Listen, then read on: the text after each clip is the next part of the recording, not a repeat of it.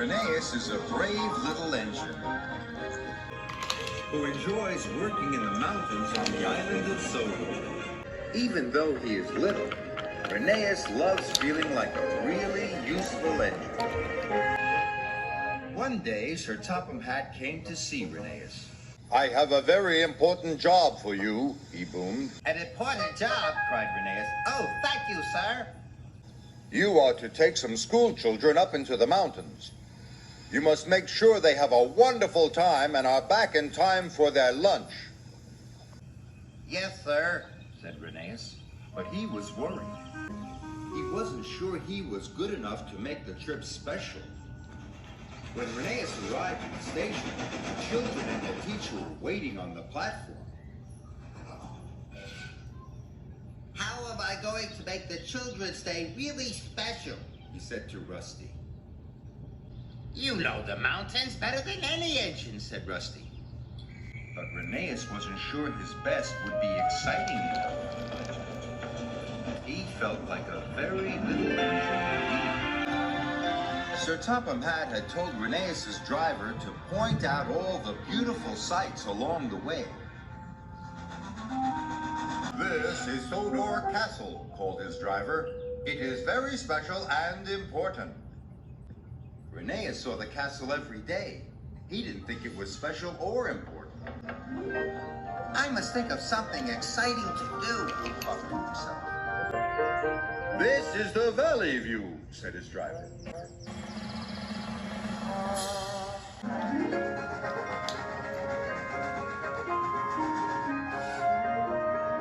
And here's the viaduct. Rheneas was still unhappy. The trip didn't seem wonderful to him at all. Must be special, must be special. Meanwhile, Rusty was working on the rocky ridgeline. Heavy rains had washed the ground from under the tracks. These lines are too bumpy and uneven, said the foreman. The tracks must be closed for repairs.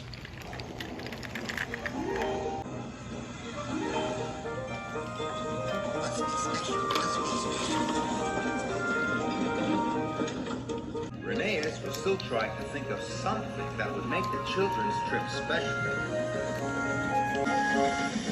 He didn't know the linesman had forgotten to switch the points. Suddenly, Rheneas was on the wrong track. Oh no! This line is closed for repairs! What's my button? Jumped Rheneas. Be careful, cried Rusty. The tracks are very bumpy.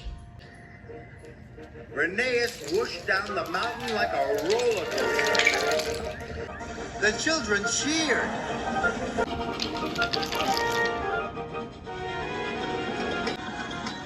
Rheneas embarked up the rocky ridge with all his might.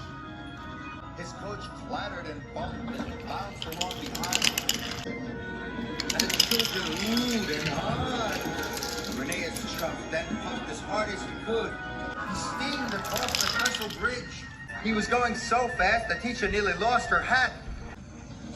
Rheneas splashed under a waterfall. The children laughed happily, and the teacher covered her eyes.